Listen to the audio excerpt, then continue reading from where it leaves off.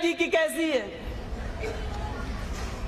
رگ وید، یجروید، اتروید اور ساموید سے آپ سوال کیجئے تم کیسی کتابیں نہیں بتائیں گی۔ دنیا کی ہر کتاب خاموش۔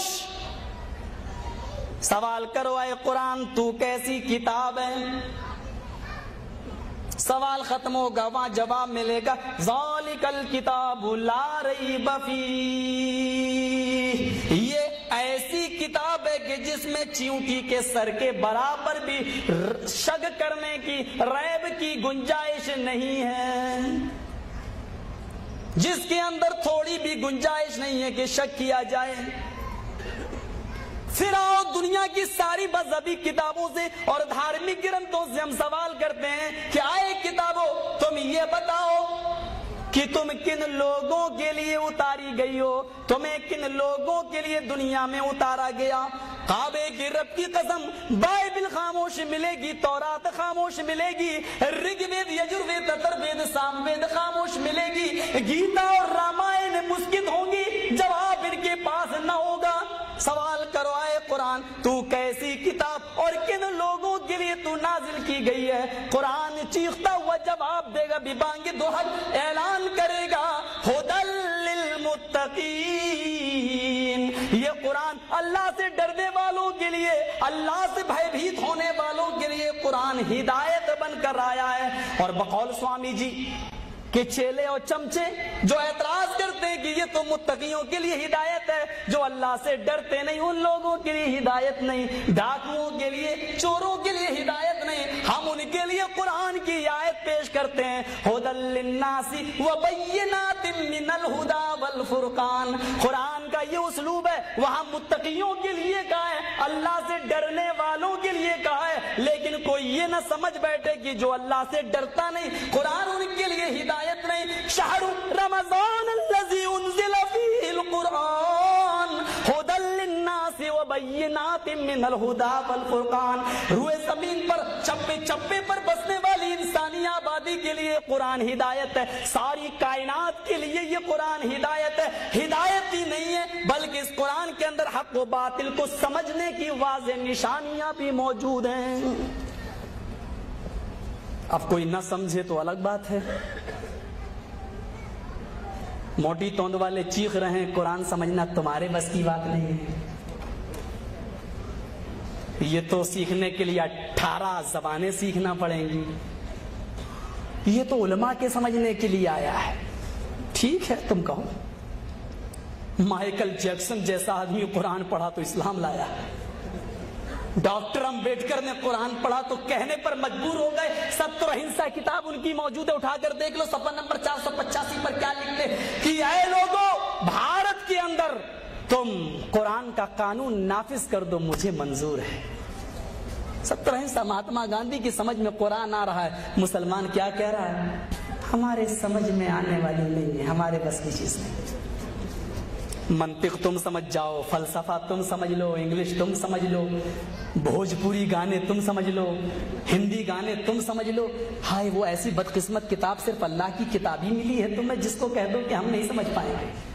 شرم کرو، مائیکل جیکسن اسلام لایا، بھوپال کا ڈاکٹر شیو شکتی سرور اسی قرآن کو پڑھ کر اسلام لایا، غیر مسلم قرآن پڑھ کر اسلام لا رہا ہے، مسلمان کہہ رہا ہمارے لیے نہیں ہے۔ امریکہ نے قرآن پڑھا، ہوائی جہاز کی ایجاد کر دی، امریکہ نے قرآن پڑھا، چاند پہ ہو آیا، امریکہ نے قرآن پڑھا، سائنٹیفک چیزیں اس نے بنائی، قرآن کو پڑھا اس نے، فرعون کی لاش کو اس نے ڈھونڈ لیا، 1899 تک فرعون کی لاش کا پتہ نہیں تھا، صحابہ ایمان لائے کہ اللہ نے کہا کہ ہاں ہم حفاظت کریں گے، 1899 تک فرعون کی لاش کا پتہ نہ تھا، لیکن کافروں نے، یہودیوں نے کہا دنیا کی ساری کتابیں جھوٹی ہو سکتی ہیں، قرآن جھوٹا نہیں ہو سکتا، ڈھونڈا، 1899 کے اندر انہوں نے ایک فرعون کی لاش کو تلاش کر لیا اور آج بھی وہ مصر کی میوزیم کے اندر موجود ہے۔ انگریزوں کو یقین، لیکن ہائے افسوس وہ قرآن کو پڑھ کر ایمان لائیں، مسلمان بیچارہ کہے کہ ہمارے سمجھنے کی چیز نہیں، تم انہی میں پڑے رہو۔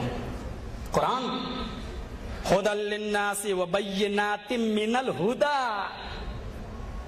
کیا کہا؟ ہدایت کی واضح نشانیاں موجود ہیں، والفرقان، یہی کتاب ایسی ہے جو حق اور باطل دونوں کے درمیان فرق کرتی ہے، یہ کتاب ایسی ہے جو دودھ کا دودھ اور پانی کا پانی الگ کرتی ہے، جس نے قرآن سے اپنے مسائل کو اور قرآن جب پڑھے گا تو اس میں اطیع اللہ و اطیع الرسول بھی پڑھے گا، اللہ کی اطاعت اور رسول کی اطاعت، اور جب قرآن پڑھے گا تو اس میں ما آتاکم الرسول فخذوہ بھی پڑھے گا، جو رسول نے وہ لے لو، یعنی قرآن کی اطاعت جب کرے گا تو اس کو حدیث لینا ہی پڑے گا۔ میرے پیارے ساتھیو، مسئلہ بالکل کلیئر ہے، صاف ہے کہ یہی چیز ایسی ہے جو حق اور باطل کو واضح کرے گی۔ اگر ان دونوں چیزوں سے ہٹ گئے تو حق اور باطل کے درمیان تم تمیز نہیں کر پاؤ گے۔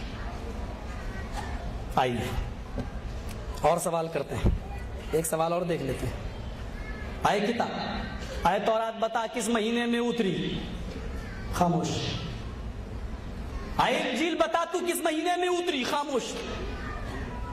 آئے رگوید، یجروید، اتھروید، ساموید، یا ان کے جاننے والے یہاں موجود ہیں، ایک عبارت دکھا دیں چاروں ویدوں کے اندر سے کہ وہ کس مہینے میں آیا، اترا، مجھے اپنی غلامی کرنے کے لیے رکھ لینا۔ سب کے سامنے کیا ہے؟ نہیں ثابت کر پائیں گے کہ کس مہینے میں اترا۔ آؤ سوال کرتے ہیں قرآن سے، اے قرآن تو کس مہینے میں اترا ذرا بتا، تاکہ لوگ شک میں نہ پڑیں۔ شہر رمضان الذی انزل فیہ القرآن، رمضان کا مہینہ وہ بابرکت مہینہ ہے جس مہینے کے اندر قرآن کو نازل کیا گیا، قرآن کو اتارا گیا، قرآن کو جس مہینے کے اندر نازل کیا گیا۔ اور ہاں سن لو، اور دوسری کتابیں تو مہینہ بھی نہیں بتاتی، ہم نے تو مہینے کے ساتھ ساتھ تمہیں ایک اور ہدایت میں کر دیتی ہوں، ایک طرف اور تمہاری رہنمائی کر دیتی ہوں، اس مہینے کے دن میں یا رات میں اتری۔ انا انزلناہ فی لیلۃ القدر، رمضان کی شب قدر میں 5 تاک راتوں میں سے کسی ایک رات کے اندر اس قرآن کو نازل کیا گیا ہے۔ بتاؤ اتنے خلاصے کے ساتھ، اتنے اچھے اسلوب کے ساتھ دنیا کی اور کون سی کتاب ہے جو ان سوالوں کے جواب دے گی؟ میرے بھائیوں، یہی قرآن جو جواب دے رہا ہے۔ اچھا ذرا دیکھ لیتے ہیں منتر، قرآن کی تصدیق کیسے ہو رہی ہے۔ رگ وید کانڈ 1 سوکت 1 منتر نمبر 1۔ اگنی میلے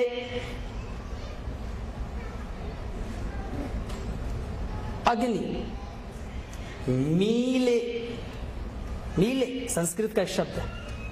کوئی بھی کام میں شروع کروں گا، آرمب کر رہا ہوں اگنی کے نام سے۔ رگ وید کھولیے آپ، پہلا کانڈ، پہلا منتر، پہلا پرشٹ، پہلا صفحہ، پہلی لائن، کیا؟ اگنی میل، جو بھی کام میں پرارمب کر رہا ہوں، شروع کر رہا ہوں، اگنی کے نام سے۔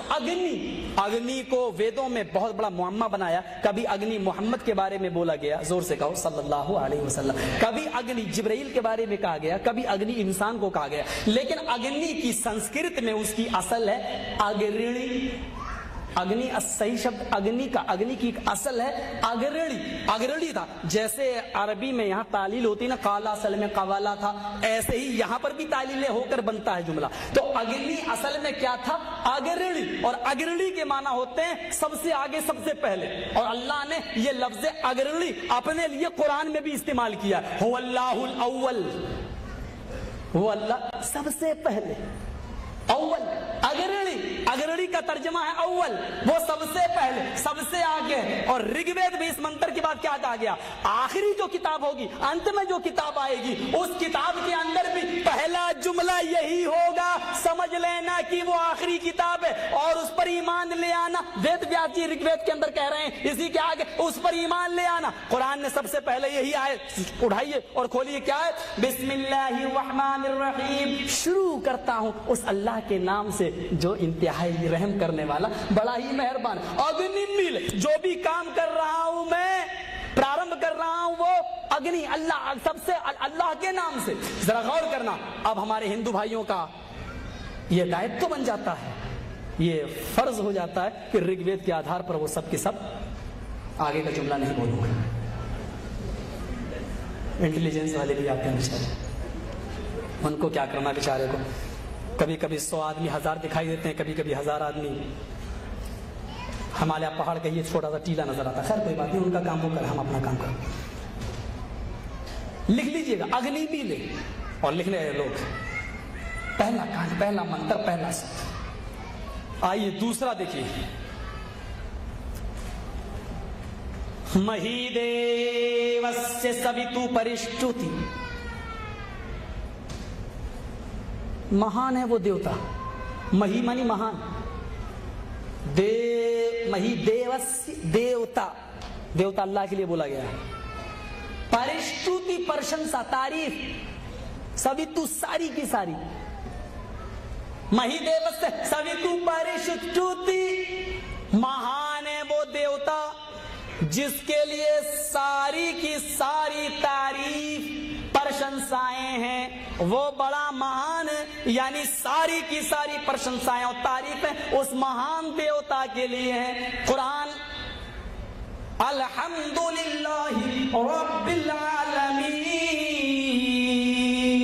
ساری تعریف اس اللہ کے لیے ہے جو دونوں جہان کا, کل کائنات کی پرورش کرنے والا, پالن پوشن کرنے والا ہے. قرآن کا اعجاز دیکھیے, آخر میں جس میں یہ منتر ہوں گے اسی کتاب کے اوپر تم ایمان لے آنا. اب تیسرا منتر دیکھیے رگ وید کا.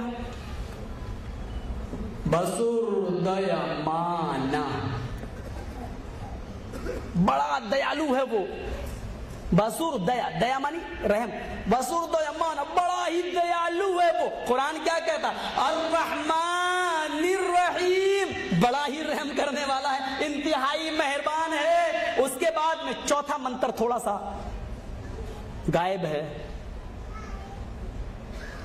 لیکن پانچواں منتر موجود ہے وید کے اندر. نیسو پھتا رائے آسمان, مالک یوم الدین کا جملہ نہیں ہے, لیکن آگے والا جملہ نیسو پھتا رائے آسمان, نیسو پتھر رائے, ہائے ایشور ہم کو ہماری بھلائی کے لیے سوپتھر رائے آسمان, ستیہ مارگ پہ چلا, سیدھے راستے پہ چلا. اہدنا الصراط المستقیم, اے اللہ مجھ کو سیدھے راستے کی طرف لے کے چل, سیدھے راستے کی طرف ہماری رہنمائی فرما. رگ وید کے ان منتروں کے بعد وید ویاس جی نے بالکل کلیئر کر دیا اور بہت ہی صاف الفاظ میں کیا کہا کہ یہی منتر آخری کتاب میں سب سے پہلے آئیں گے. اگر آ جائیں اور یہ کتاب تم دیکھ لو تو وہ کتاب آخری کتاب ہوگی, دیپک جیوتی ہوگی. اس کتاب کے بعد کسی اور کتاب کی تم پرتیکشا انتظار نہ کرنا. اور آئیے ایک چیز اور بتا دیں, اس کتاب کے اندر ایک منتر ایسا ہوگا جو چاروں ویدوں کا نچوڑ ہوگا. کہا کیا؟ کہا رگ وید میں محمد کا نام آیا ہے صلی اللہ علیہ وسلم. کتنے بار؟ 16 بار. ذرا گنتی گنیے گا کتنے بار؟ 16 بار. اور اتھرو وید میں محمد کا نام آیا ہے 10 بار. اور سام وید میں محمد کا نام آیا ہے 4 بار. اور یجر وید میں نام آیا ہے 1 بار. چاروں ویدوں کا نچوڑ ہوگا. کتنے ہوئے؟ 16 10 4 1 31 31. رگ وید میں 16 بار محمد محمد یہ لفظ آیا ہے. اتھرو وید میں 10 بار, 16 اور 10 26. سام وید میں 4 بار, 26 اور 4 30. اور یجر وید میں 1 بار, تو 30 اور 1 31. کہا اس محمد صلی اللہ علیہ وسلم, اس کلکی پر جس کو یہ کتاب دی جائے گی, محمد تو نام آ ہی گیا, اسی محمد کو جو پستک دی جائے گی اس میں بھی 31 بار ایک منتر دیکھ لینا. اگر اس میں 31 بار کوئی منتر مل جائے, ایک ہی منتر 31 بار, تو وہ چاروں ویدوں کا نچوڑ ہوگی اور وہ آخری کتاب ہوگی. ہم دیکھتے ہیں سورہ رحمان, فَبِأَيِّ آلَاءِ رَبِّكُمَا تُكَذِّبَانِ. پھر ایک آیت پڑھتے ہیں, پھر پڑھتے ہیں فَبِأَيِّ آلَاءِ رَبِّكُمَا تُكَذِّبَانِ. پھر ایک آیت پڑھتے ہیں فَبِأَيِّ آلَاءِ رَبِّكُمَا تُكَذِّبَانِ. جب آپ ان کی گنتی شروع کر دیں تو آپ دیکھیں گے پورے سورہ رحمان میں 31 بار ہی آیت آئی ہوئی ہے. चॉइस। 31 बार ये आयत आई हुई है। पता ये चला कि वेदों के आधार पर भी कुरान का एजाज समझ में आ गया है। क्या जरूरत है हम तुम्हें कुरान सुनाएंगे, हम तुम्हें तुम्हारे मंत्र, अरे घोड़े को घास खिलाई जाती है ना, हमें क्या जरूरत है हम ये कहेंगे आओ अल्लाहु अकबर अशहदु अल्ला इलाहा इल्लल्लाह। हिंदू क्या कहता, अरे क्या ये ला ला ला ला कर रहा है, ये समझ में नहीं आ रहा। अरे हमें क्या जरूरत है कि हम तुम्हें समझाने के लिए आजान बताएं, हम तुम्हें तुम्हारी आजान ना बताते जो अल्लाह उपनिषद के अंदर आई। अस्मल्ला मिल्लल्लाह मित्रा वरलो इल्लल्लाह मिल्लल्ले मित्रा वरलो अस्मल्ला मित्रा वरलो मधुधाम। क्या है, आजान नहीं है। अस्मल्ला मिल्लल्लाह इल्लल्ले मित्रा वरलो अस्मल्ला मिल्लल्लाह इल्लल्ले मित्रा वरलो। क्या है, बार बार अल्लाह का नाम। और उसी तरीके से आ रहा अल्लाह मोहम्मद रग बरस से मोहम्मद अल्लाह के सबसे बड़े रसूल होंगे, अल्लाह उपनिषद कह रही है। तो क्या जरूरत है हम तुम्हें बोला इसकी तरफ कि अजान, हाँ तुम्हारी किताब ही अगर मेरे अजान की तस्दीक कर दे तो क्या जरूरत है हम तुमसे कहें कि ला इलाहा इल्लल्लाह पढ़ लो। तुम्हारे यहां तो खुद ही कहा गया जो बगैर बरहम सूत्र के मर जाए तो वो पापी होकर मरा। और पंडित मरने से पहले अपने बेटे से कहता है, आए बेटे ने कहीं पढ़ लेना। कहां कहीं क्या कहा, ला इलाहा हरणे पापन इल्लल्लाह परम पीदम। तू जो चाहे स्वर्ग तो जपे नाम मोहम्मद। ला इलाहा हरणे पापन इल्लल्लाह परम पीदम। तू जो चाहे स्वर्ग तो जपे नाम मोहम्मद। अथर्ववेद कांड 20। आए मेरे बेटे मरने से पहले ला इलाहा पढ़ लेना। ला इलाहा क्या होगा, हरणे पापन, तेरे पाप हरण हो जाएंगे। हरण के माना मिट जाना, खत्म हो जाना। एक चीज यहां है, यहां से मिट के दूसरी तरफ चली गई, यहां से तो मिट ही गई ना। इसीलिए सीता जी को जब रावण लेके भागे तो वहां पर भी हरण का लफ्ज आया, सीता हरण हो गया, यानी उस जगह पर ना मिली दूसरी जगह चली गई।